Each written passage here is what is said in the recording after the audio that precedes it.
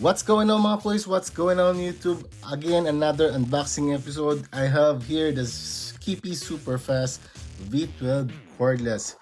So as you can see, this is very much identical to caliber clipper. So let's watch this.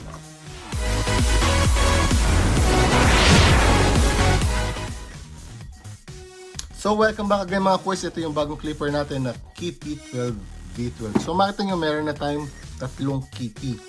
Meron na tayong Kiepe Diavel, meron na tayong Mini Diavel, at ito yung Super Fast V12 na kamukha nung caliber na clipper. So again, magnetic clipper din to mga boys. At tingnan natin yung nasa loob niyan. Pagbukas nyo, walang laman, wala yung clipper na wawala. So okay mga boys, meron siyang kasamang clipper. Nandito yung charging stand at ito yung mga magnetic. Ito single magnetic lang to mga boys. Ayan. So makita nyo, single magnetic. Meron siyang 1, 2, 3, 4, 5 and 7 guide combs. So meron siyang 1/2 at saka 1.5. So yung hanggang number 4 lang yung ano niya, yung guide niya. So medyo matipid yung guide combs niya. So actually number 4, hindi ko mo nagagamit yung number 4 talaga eh. Bihirang-bihira lang kapag basket lang. Pero kung hanap nyo is ano, kung first clipper nyo to, mabibitin kayo sa guide combs kasi hanggang number 4 lang. So huwag kayong bibili ng ganito kung first clipper nyo pa lang to kasi kulang sa guide combs. So mabibitin kayo. Okay? So again, this clipper comes with a tape, fade blade. Okay, this is the fade blade, and this is the cutter blade of this clipper. Okay, mati nyo, sobrang nipis.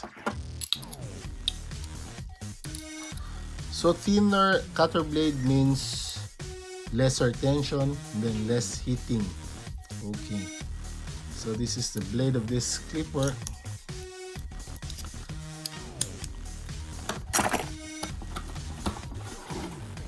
Because just like what I'm doing, I am modifying my clippers. I mean, not everything, pero may mga trip lang akong i-modify. So, ito yung magic clip. So, magic clip, I'm using Andy's fade blade in this clipper.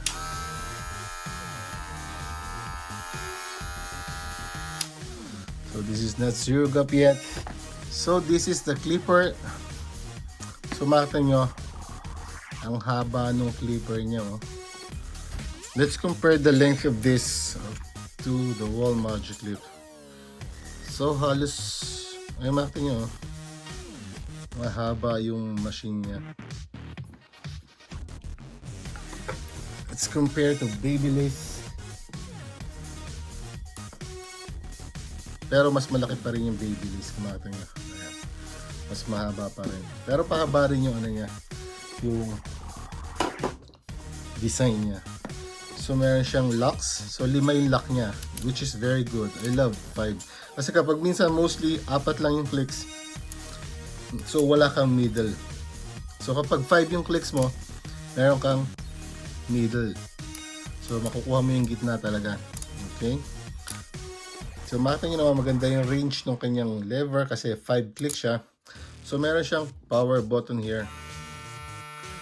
And then kapag low bat na, then this will blink red. Okay, you have the charging port at the bottom of this, and this anti-slip ergo design. Okay, so as you can see, this is already modified with Oster fast feed blade. This is actually the fine tooth, the 91553. Okay, so gusto ko lang maranasan yung ano, yung I never had a fast feed clipper because they are not really popular in Europe. But maybe some online sellers are already selling fast feed because fast feed is actually 110 volts. So they are not popular in Europe because we are using 220 to 230 volts in Europe. Okay, this is the fast feed blade. So gusto ko masubukan. So this is the sound of this clipper.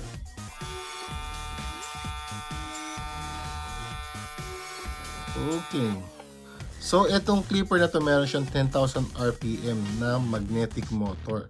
So, meron siyang dual battery, which is 4,400 milliamp hour, and charging time niya is 120 minutes and working time niya is 120 minutes. Pero, ano eh, dapat up to 4 hours yan dapat eh, or longer than 120 minutes. So, nakalagay lang dyan is 120 minutes, pero dahil 4,400 milliamp hour yan, sigurado ko mas matagal yan sa 2 hours. Okay, so this is rated 10 watts. You can use this worldwide, 100 to 240 volts and 50-60 hertz. Okay. So this is the clipper again.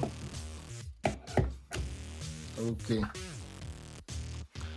So, makikita nyo na lang yung mga clipper na yan kapag nakagapagupit na ulit tayo. Medyo, hindi tayo nagugupit ngayon. Matagal nang nahaba yung lockdown dito. So, hindi rin ako nagugupit kasi busy rin ako sa trabaho. Then, sa susunod, papakita natin yung mga performance ng mga clipper na yan. Kung para saan ba talaga. Kasi, ang magnetic, hindi ako ano sa magnetic mga kois. So, kung makikita nyo sa YouTube, namamangha tayo sa mga magnetic, na mga bagong labas na clipper na magnetic. Pero kung tutusin talaga, hindi siya malakas sa debulking. So, kung first clipper mo yan, huwag kang bibili ng magnetic kung first clipper mo pa lang yung bibilhin mo. Dahil hindi siya all-around clipper. Pero sinasabi ko magandang clipper siya, pero hindi siya pang all-around.